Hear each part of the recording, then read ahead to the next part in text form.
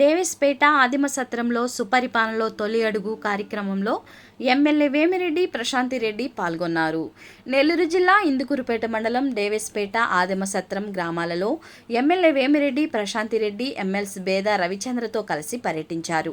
ఈ కార్యక్రమంలో భాగంగా ఎమ్మెల్యే వేమిరెడ్డి ప్రశాంతిరెడ్డి అమలు చేసిన పథకాలను ఇంటింటికి వెళ్లి ప్రజలకు వివరిస్తూ ఎన్టీఆర్ భరోసా పింఛన్, మహిళలకు ఉచిత గ్యాస్ సిలిండర్లు, తల్లికి వందనం పథకాల అమలుపై ప్రజలు అభిప్రాయాలను అడిగి తెలుసుకున్నారు.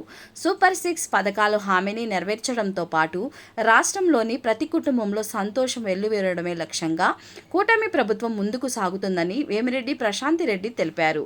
ఈ కార్యక్రమంలో దువ్వూరు కళ్యాణరెడ్డి, కోడూరు కమలాకర్ రెడ్డి, టీడీపీ మండల అధ్యక్షులు ఏకవోలు పవన్ రెడ్డి, నెల్లూరు పార్లమెంట్ కార్యవర్గ సభ్యులు పొన్నుబోయిన చెంచు కిషోర్ బాబు, ఉప సర్పంచ్ కుదూరు రాధాకృష్ణారెడ్డి, ఉప అధ్యక్షులు కూకటి వెంకటేశ్వర రెడ్డి, కూటమి నాయకులు, కార్యకర్తలు పాల్గొన్నారు.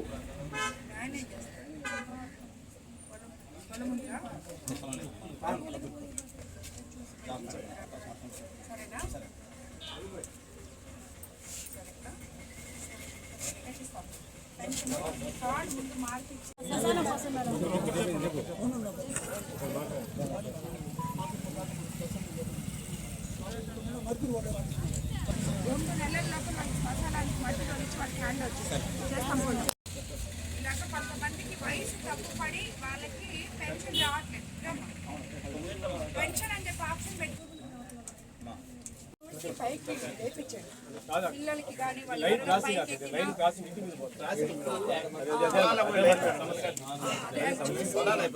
రెక్టిఫై చేయండి.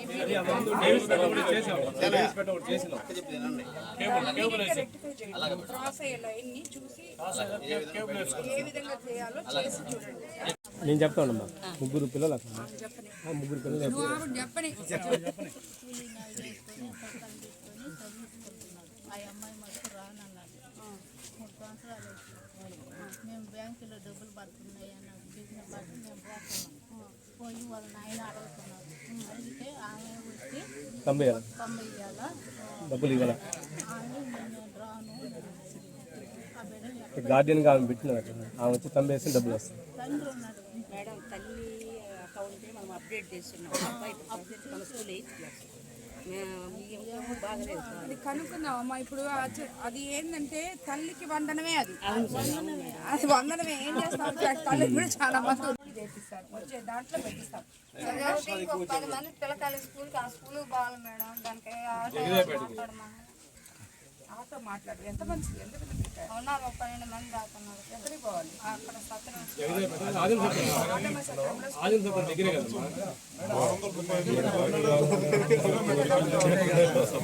ఇదే కదమ్మా, దగ్గరే కదా, ఇదే కదా. బిడ్డ ఇక్కడి నుంచి అక్కడికి స్కూల్కి పోవాలంటే ₹600 వచ్చిందా? ఎంతమంది పిల్లలు? ఇద్దరికి వచ్చింది. తప్పకుండా ఇస్తాను. 50 నచ్చిందా మీకు?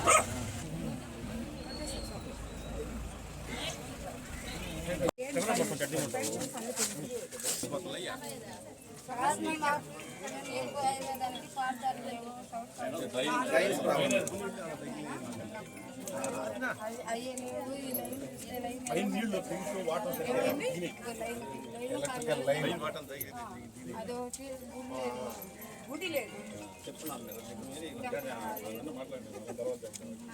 చవిటి కాలువలు కూడా దాని తర్వాత వేస్తాం. అందుకే ఈ స్థలం మొదలు పెట్టున్నాం. చవిటి కాలువలు తప్పకుండా వేస్తాం. ఇల్లు పాతి ఈ ఇల్లులు ఏ colony? SC colony, ST colony. ఇవి ఇందిరమ్మ ఇల్లులా? ఈ ఇల్లులన్నీ హౌసింగ్ వాళ్ళు ఉన్నారా? ఏఈ గారు ఉన్నారు. హౌసింగ్ ఏఈ గారు. ఎస్టీ కాలనీ వీళ్ళకి ముందు ఈ ఎస్టీ కాలనీలో 2 ఫ్రీగా ఇస్తారు ఇల్లులు.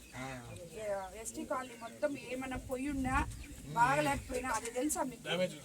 ఇస్తారు కదా. వీళ్ళకి డ్యామేజ్లు ఎవరికి ఉన్నాయో, అసలు ఇల్లే ఎవరికి లేవో అవి నోటిఫై చేసుకొని మీరు పీడీ గారు, అదేవిధంగా మన హౌసింగ్ పీడీ గారు, ఈ ఎంపీడీఓ గారు అందరూ కలిసి చేసి వాళ్ళ ఇల్లులన్నీ రెక్టిఫై చేయండి. ఈ ఎస్టీ కాలనీలో ఏ సమస్యలు ఉన్నాయో సచివాలయ సిబ్బంది చేయగలిగింది, మన అధికారులు చేయగలిగింది ముందు కంప్లీట్ చేయండి. దాన్ని నాయకులు కోఆర్డినేట్ చేసుకోండి. సరేనా? పేద ప్రజల్ని అభివృద్ధి చేసేదానికి వారు కోరారో ఎమ్మెల్యే గారు కూడా వెంకటేశ్వర రెడ్డి గారికి స్కూల్ని అప్పచెప్పారు. ఇంకా నాకు షాల్వా వేయొద్దు, నాకు బొకేలు ఇవ్వద్దు, నేను వచ్చినప్పుడు ఏ కార్యక్రమానికి ఖర్చు పెట్టొద్దు, ఆ స్కూల్ పిల్లలకి మొత్తం కూడా అన్ని బెంచీలు ఏర్పాటు చేసి వాళ్ళ అవసరాలు చూడండి అని అందరూ కూడా ఎంతో సంతోషంగా స్వాగతం పలికినందుకు మరొకసారి అక్క చెల్లెళ్ళందరికీ కూడా ప్రత్యేకంగా అభినందనలు తెలియజేస్తూ ఎమ్మెల్యే గారి ఆధ్వర్యంలో నియోజకవర్గంలో ఒకవైపు కేంద్ర ప్రభుత్వ నిధులు, మరొక వైపు రాష్ట్ర ప్రభుత్వ నిధులు, వీటికి తోడుగా విపిఆర్ ట్రస్ట్. అందుకే మొత్తం మేడం మీరు ఎంపీ గారిని కూడా మాకు మిగతా నియోజకవర్గాలకి ఈనీయకుండా మొత్తం కోవూరుకే లాగేస్తున్నారంట. మాకు కూడా కొంత ఈనిండని ఉదయాన్నే కారు ఎక్కి చెప్పుకుంటూ వస్తుండ. అమ్మ మీరు మొత్తం కోవూరుకి తీసుకుంటే మాకు కూడా కొద్దిగా ఇస్తుండండి పక్క నియోజకవర్గాలకు కూడా ఎంపీ గారి ద్వారా అని సంతోషంగా ఉంది. అందరూ కూడా అయినా ఎన్ని పథకాలున్నా ఎన్ని ప్రభుత్వం పదే పదే చేయాలని చంద్రబాబు నాయుడు గారు ముఖ్యమంత్రిగా నిరంతరం ఎమ్మెల్యేలని నాయకులను అందరినీ మనం కూడా స్థానిక అధికారులు, అదేవిధంగా పార్టీ బూత్ కమిటీల నుంచి, కేఎస్ఎస్ఎల్ నుంచి, గ్రామ కమిటీల నుంచి, యూనిట్లు, క్లస్టర్లు అందరూ కూడా మండల గ్రామ నాయకులతో సమన్వయం చేసుకొని ప్రభుత్వ పథకాలు ఎవరికైతే అందలేదో వారి అన్నీ కూడా గుర్తించి ఈ యొక్క పథకాలు అమలు చేసేదానికి ఒక సమన్వయంతో పనిచేయవలసిందిగా కోరుకుంటూ ఎమ్మెల్యే గారు క్లారిటీ ఉన్నారు. ప్రతి ఒక్కరికి సేవ చేయాలా, నన్ను నమ్మి అత్యధిక మెజారిటీతో గెలిపించినటువంటి కోవూరు నియోజకవర్గంలో అభివృద్ధి వేగంగా చేయాలనేటువంటి తపన ఎమ్మెల్యే గారు పడుతున్నారు. దానికి స్థానిక నాయకులు, అధికారులు అందరం సమన్వయంతో పనిచేసినప్పుడు అది సాధించగలం అనేటువంటిది. ఆ విధంగా అందరూ సమస్యలు తీర్చేందుకు కృషి చేయాలని మీ అందరినీ కోరుకుంటూ సెలవు తీసుకుంటున్నారు. అది ఎందుకు ఆగిపోయిందో వాళ్ళకి తెలియదు.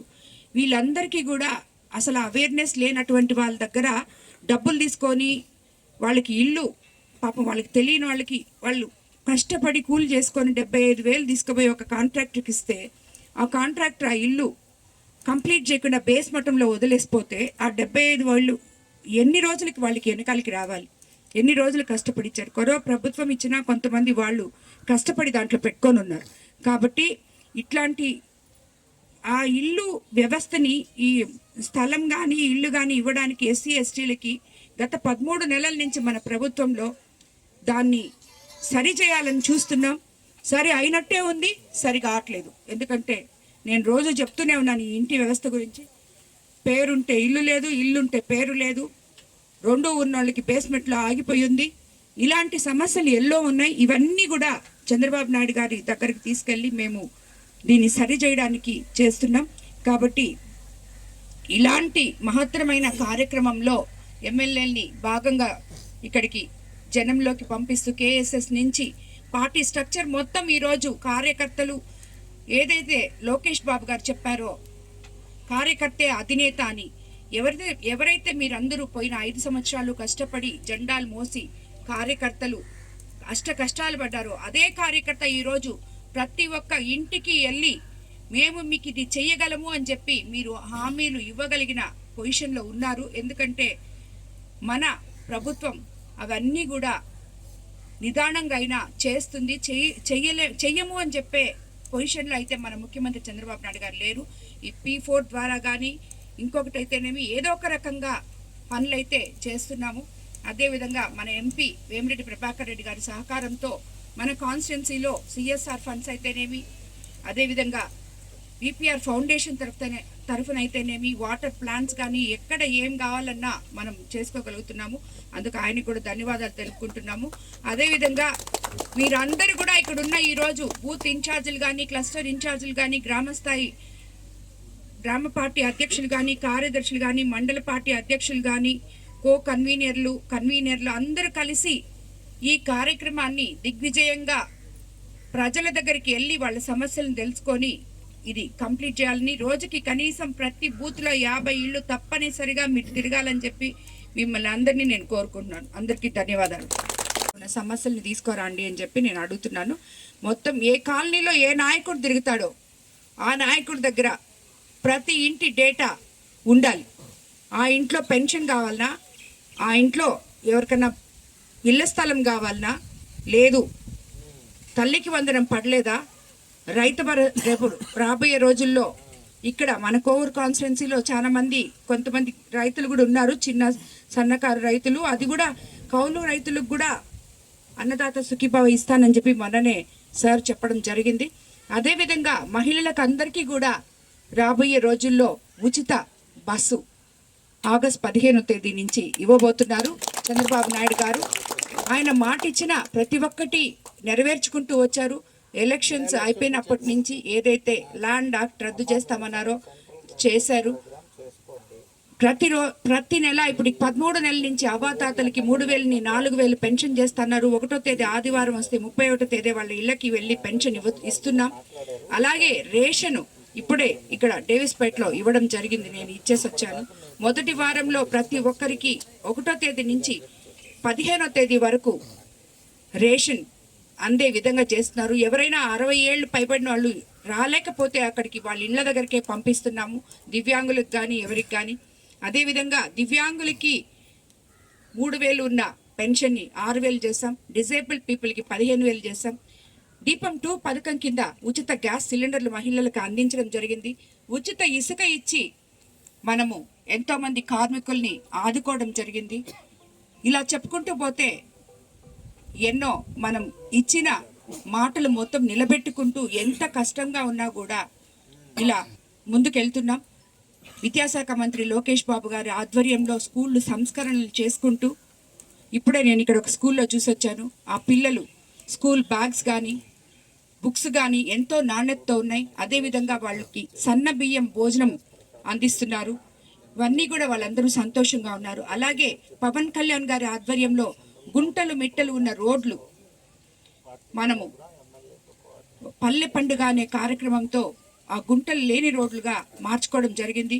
మచ్చకు ఈ ఎస్టీ కాలనీలోనే జగదేవపేట ఎస్టీ కాలనీలో 8.5 లక్షలతో రోడ్డు వేయడం జరిగింది మన ప్రభుత్వం అధికారంలోకి వచ్చిన తర్వాత.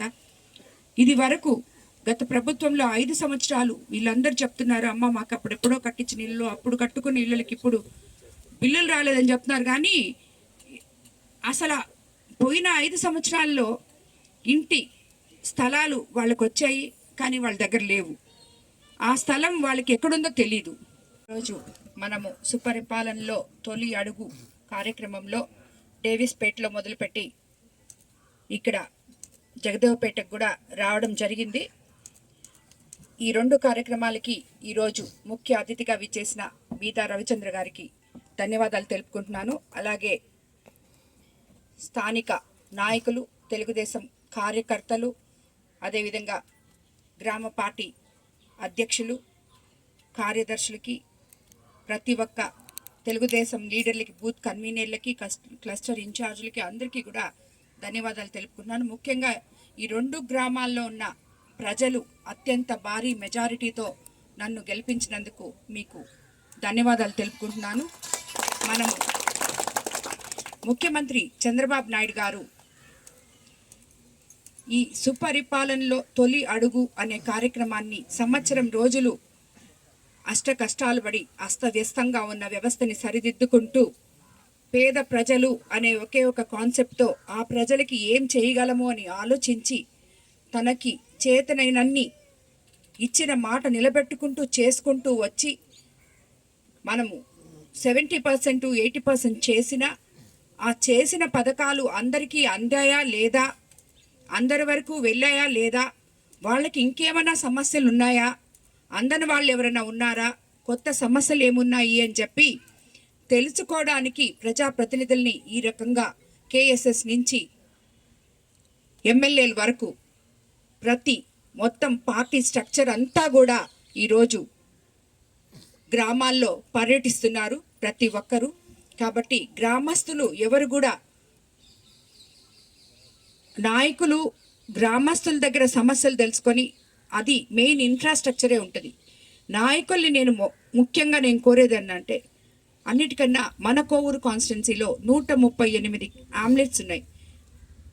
ఆంబులెన్స్లో తిరిగే నాయకులు ప్రతి ఒక్కరూ ఎస్సీ ఎస్టీ కాలనీలో, బీసీ కాలనీలోకి వెళ్ళి, మైనారిటీస్ కాలనీస్లోకి వెళ్ళి వాళ్ళకి ఏమి సమస్యలు ఉన్నాయో ప్రభుత్వం, ముఖ్యమంత్రి గారు ఏదైతే ఆశించి మనల్ని ప్రజల్లోకి నడిపిస్తున్నారో అవన్నీ కూడా తిరిగి మనం ప్రజలకి చేయగలగాలి అంటే మీ దగ్గర కరెక్ట్ అయిన రిపోర్ట్ ఉండాలి. మీరు ప్రతి గడపకి తిరిగినప్పుడు వాళ్ళ సమస్యలు తెలుసుకోవాలి, తిరిగి నాకు చెప్పాలి. నేను చేతనైంది చేస్తాను, మీరు చేతనైంది చేయండి. అన్నీ అయిపోయిన తర్వాత మనము ముఖ్యమంత్రి గారి ముందు పెడతాం. ఈ సమస్యలు ఉన్నాయి సార్, మా కాన్స్టిట్యున్సీలో ఇవి చెయ్యాలి అని చెప్పి ఆయన్ని కోరిన వెంటనే తప్పకుండా ఆయన ప్రజల మనిషి, మంచి ప్రభుత్వం అందించే ముఖ్యమంత్రిగా మనకి ముందుకొచ్చి మన అభ్యర్థనలన్నీ స్వీకరించి మన పనులు ప్రజలకి మంచి చేస్తారని చెప్పి నేను మిమ్మల్ని అందరినీ కోరుకుంటాను. నాయకుల్ని ముఖ్యంగా ఎస్సీ